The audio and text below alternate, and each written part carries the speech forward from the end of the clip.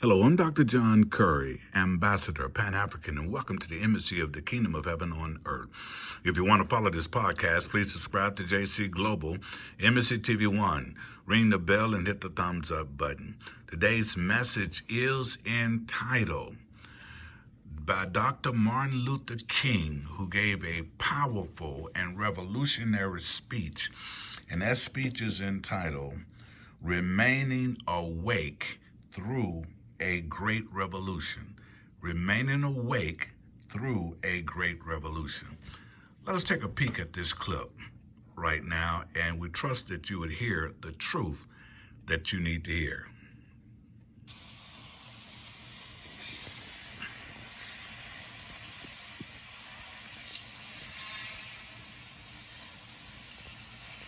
I need not pause to say how very delighted I am to be here this morning, to have the opportunity of standing in this very great and significant pulpit.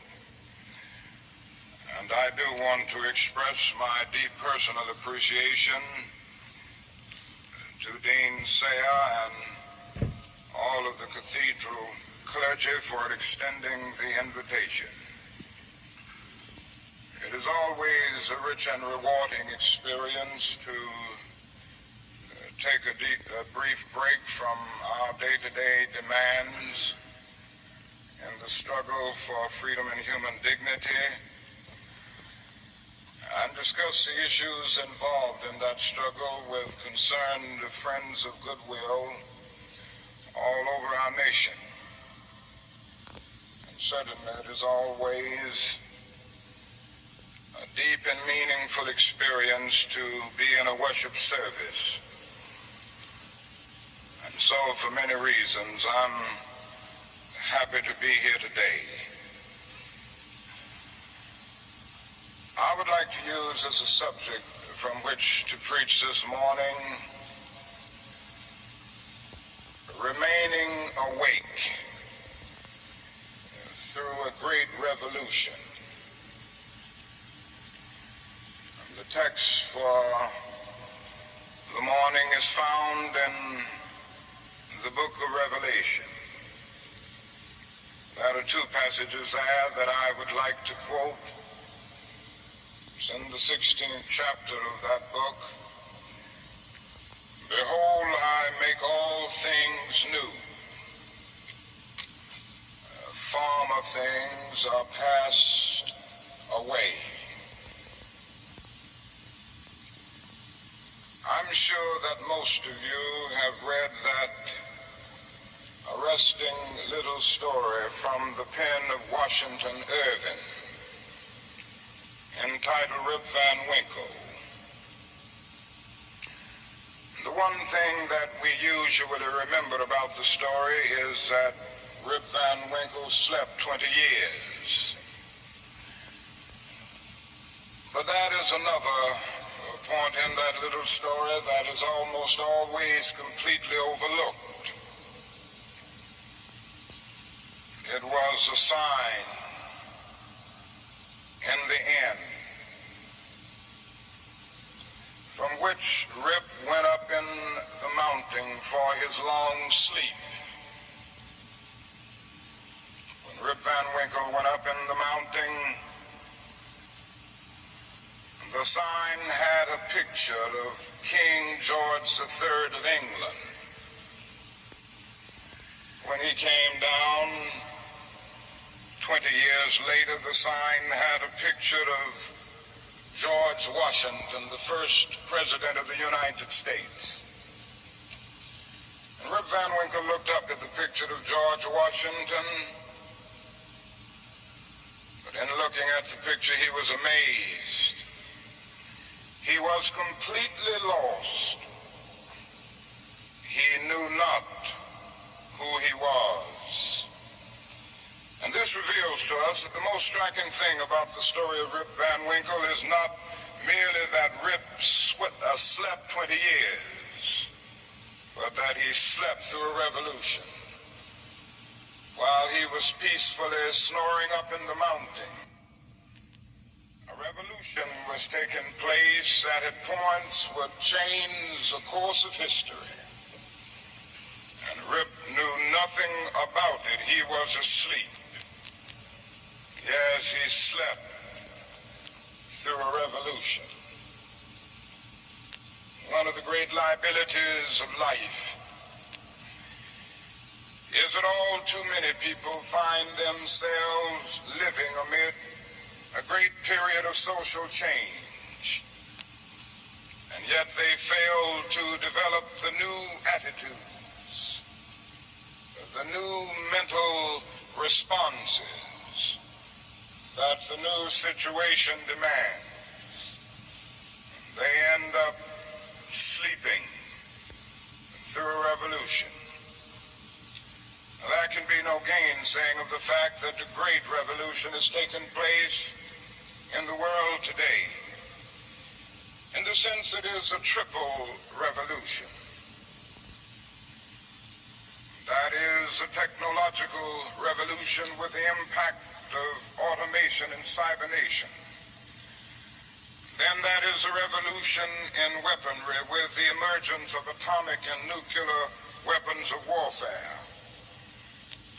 Then that is a human rights revolution with the freedom explosion that has taken place all over the world. Yes, we do live in a period where changes are taking place. That is still the voice crying through the vista of time, saying, "Behold, I make all things new. Former things are passed away." Now, whenever anything new comes into history, it brings with it new challenges and new opportunities. And I would like to deal with the challenges that we face today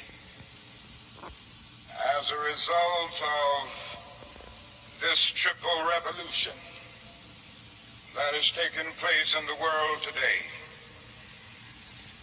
First, we are challenged to develop a world perspective. No individual can live alone. No nation can live alone. And anyone who feels that he can live alone is sleeping through a revolution. The world in which we live is geographically one. The challenge that we face today is to make it one in terms of brotherhood. Now, it's true that the geographical oneness of this age has come to be to a large extent through modern man's scientific ingenuity. Modern man, through his scientific genius, has been able to dwarf distance and place time in chains. And our jet planes have compressed into minutes distances that once took weeks and even months. All of this tells us that our world is a neighborhood. Through our scientific and technological genius, we have made of this world a neighborhood, and yet we have not had the ethical commitment to make of it a brotherhood. But somehow and in some way we've got to do this.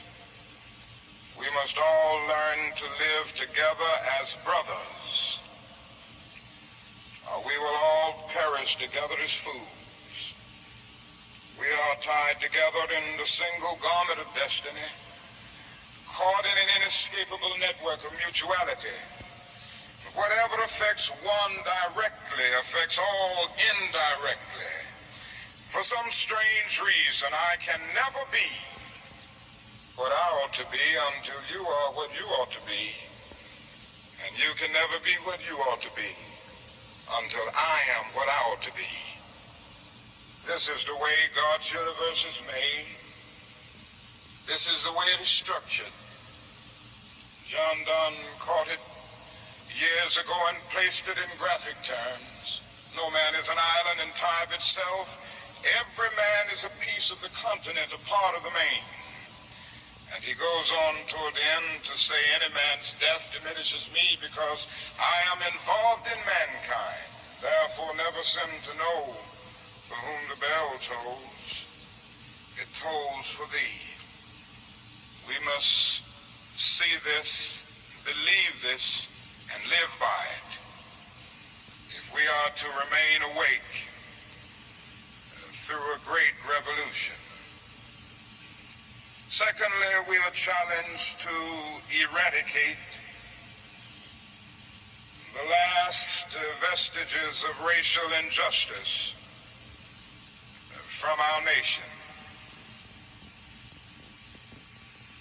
I must say this morning that racial injustice is still the black man's burden and the white man's shame. It is an unhappy truth that racism is a way of life for the vast majority of white Americans, spoken and unspoken, acknowledged and denied, subtle, sometimes not so subtle. The disease of racism permeates and poisons a whole body politic. And I can see nothing more urgent than for America to work passionately and unrelentingly to get rid of the disease of racism. Something positive must be done. Everyone must share in the guilt, as individuals and as institutions. The government must certainly share the guilt. Individuals must share the guilt. Even the church must share the guilt. We must face the sad fact at 11 o'clock on Sunday morning when we stand to sing, "In Christ there is no east nor west." We stand in the most segregated hour of America.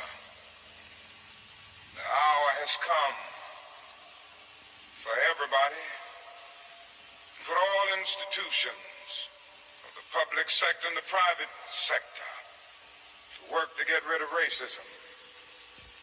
Now, if we are to do it, we must honestly admit certain things and get rid of certain myths that have constantly been disseminated all over our nation. One is the myth of time. It is a notion that only time can solve the problem of racial injustice.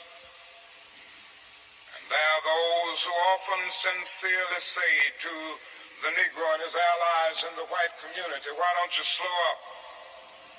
Stop pushing things so fast. Only time can solve the problem. And if you will just be nice and patient and continue to pray, in 100 or 200 years, the problem will work itself out. Well, that is an answer to that myth. And it is that time is neutral. It can be used either constructively or destructively. And I'm sorry to say this morning that I'm absolutely convinced that the forces of ill will in our nation, the extreme rightists of our nation, the people on the wrong side, have used time much more effectively than the forces of goodwill. And it may well be that we will have to repent in this generation, not merely for the vitriolic words and the violent actions of the bad people, but for the appalling silence and indifference of the good people who sit around and say, wait on time. Somewhere we must come to see that human progress never rolls in on the wheels of inevitability. It comes through the tireless efforts and the persistent work of dedicated individuals who are willing to be co-workers with God. And without this hard work, time itself becomes an ally of the primitive forces of social stagnation. So we must help time and realize that the time is always right to do right. Now that is another myth that still gets around. It is a kind of over-reliance on the bootstrap philosophy. And there are those who still feel that if the Negro is to rise out of poverty, if the Negro is to rise out of slum conditions, if he is to rise out of discrimination and segregation, he must do it all by himself. And so they say the Negro must lift himself by his own bootstraps. They never stop to realize that no other ethnic group has been a slave on American soil. The people who say this never stop to realize that the nation made the black man's color a stigma. But beyond this, they never stop to realize the debt that they owe a people who were kept in slavery 244 years. In 1863, the Negro was told that he was free as a result of the Emancipation Proclamation being signed by Abraham Lincoln. But he was not given any land to make that freedom meaningful. It was something like keeping a person in prison for a number of years and suddenly discovering that that person is not guilty of the crime for which he was convicted. And you just go up to him and say, now you're free. But you don't give him any bus fare to get to town. You don't give him any money to get some clothes to put on his back or to get on his feet again in life. Every code of jurisprudence would rise up against this. And yet this is the very thing that our nation did to the black man. It simply said you're free, and it left him there penniless, illiterate, not knowing what to do. And the irony of it all is that at the same time the nation failed to do anything for the black man, through an act of Congress, it was giving away millions of acres of land in the West and the Midwest, which meant that it was willing to undergird its white peasants from Europe with an economic floor. But not only did it give the land, it built land-grant colleges to teach them how to farm. Not only that, it provided county agents to further their expertise in farming. Not only that, as the years unfolded, it provided low interest rates so that they could mechanize our farms. And to this day, thousands of these very persons are receiving millions of dollars in federal subsidies every year not to farm. And these are so often the very people who tell Negroes that they must lift themselves by their own bootstraps. It's all right to tell a man to lift himself by his own bootstraps, but it is a cruel jest to say to a bootless man that he ought to lift himself by his own bootstraps. We must come to see that the roots of racism are very deep in our country. And there must be something positive and massive in order to get rid of all of the effects of racism and the tragedies of racial injustice. Now that is another thing closely related